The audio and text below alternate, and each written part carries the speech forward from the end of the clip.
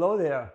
In today's video, we're going to be talking about a very important topic, and that is what are the barriers that are making financial literacy unsuccessful? If it's so important and so valuable, why isn't it being taught more often? What are those barriers? That's what we'll be talking about in today's video.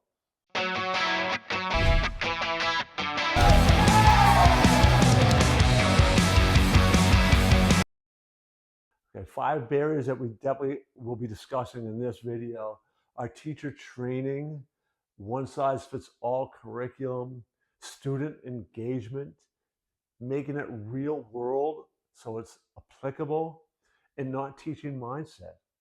All of those things would be barriers for why it's not being effective and why it's not being talked about or taught. And that's what we're going to be delving into more next. So I've been fortunate to talk to quite a few people who've written some books, even who have been on the fringes of financial wealth creation, and who've created it, understand it, and are now teaching it themselves.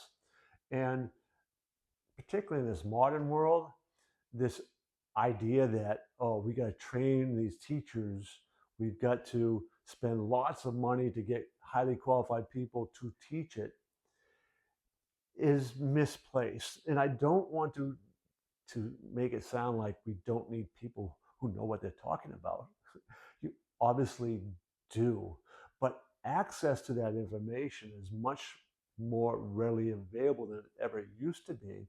And through creativity and problem solving, you can help teachers get that knowledge and then set up a course around that limited knowledge without special training, without certification, without necessarily having degrees in finance or other things, and be very effective at teaching financial literacy. So the idea that it's too costly to train all these teachers, we can never get that done, is a fallacy.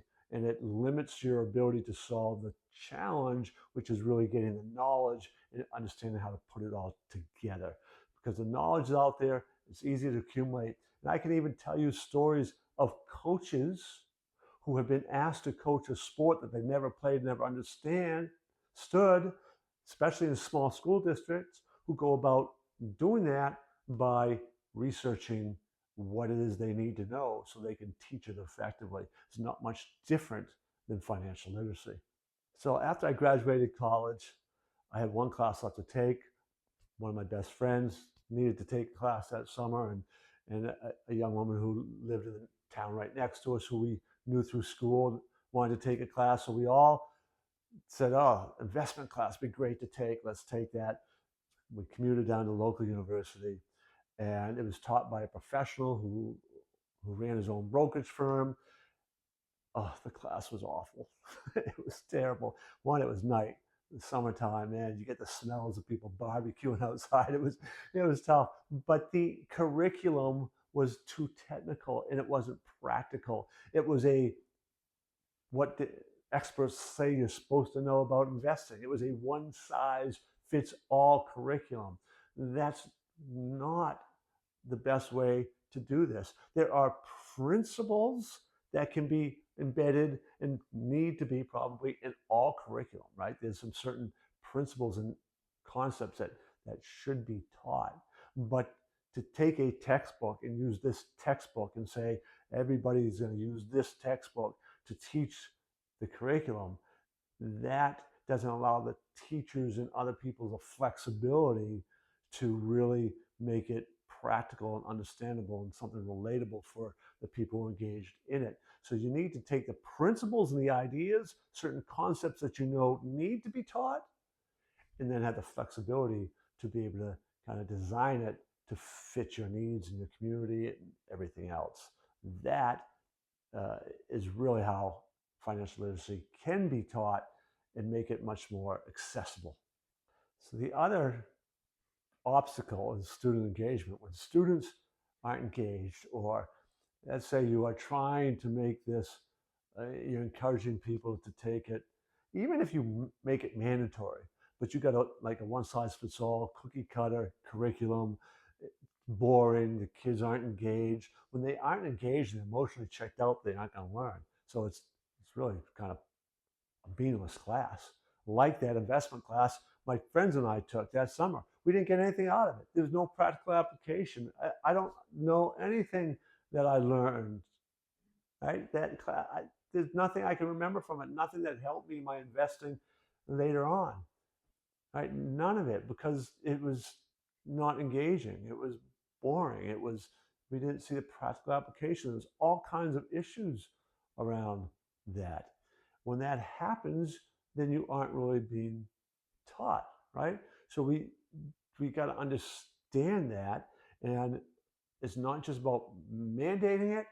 You've got to make it in a way that the students are taking ownership in it, and it's really not much different than any other class, right? If students aren't engaged and owning it and participating in it, then they don't take much out of it. Now, it's conceivable that you could design a curriculum that is engaging, but it's not really connected to that individual's real world application. So I could imagine a really engaging class on how to build up a hedge fund, right? So like, you turn it into a game and it's exciting and you got play money so you can try to figure out how you're going to like, you know, create all this wealth. But there's no real correlation on how you can then take that on a daily basis, doing whatever it is you're going to end up doing, being Joe the plumber or what have you, to make it practical, right? My son, I still remember doing his business classes in college, and he had these simulation games that the professor was using. And one of them was like building a bike company and how you make all these changes and things to improve the productivity of manufacturing bikes and styles and marketing and all this stuff. It was really pretty cool. There was some real kind of real world application to it. He might never go into business of running a bike company, but the lessons that he was learning, he could easily apply to some other businesses. That is tying in real world application and connectivity to something practical. That's the kind of thing that a good financial literacy class will do. Probably the biggest thing that gets left out, the barrier to successful, is mindset. If it's taught at all, and often it isn't, it's given lip service. So it's basically saying, you got to look at your own beliefs and what you bring into it about your understandings of money and risk. That will impact your decision making. And they kind of leave you, right?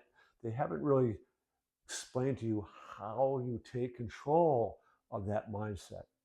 They tell you what it is, tell you some things that you might want to do, but they don't really show you how to go about doing that. If you want to take that a step further, which even if you had a good one with mindset about even teaching you the what and all, this is kind of what I do in my introductory classes. I give you that and say, here are the tools, right? Now you're on your own to go do it. But oftentimes people are kind of, they flounder, which is why I get paid well to coach, right? Where we take you, have a program to build those habits and support you along the way, encourage you to create not just the knowledge and give you the skills, but then how to apply those skills and build those habits to build that into how you live your life. That's when you've taken that mindset training to that next level. With the end of another video, I would encourage you to subscribe to our channel so you can check out other ones. In particular, really, I think a powerful one, important one, is how poor financial literacy can impact you as an individual. So you can check that video out. It's really powerful.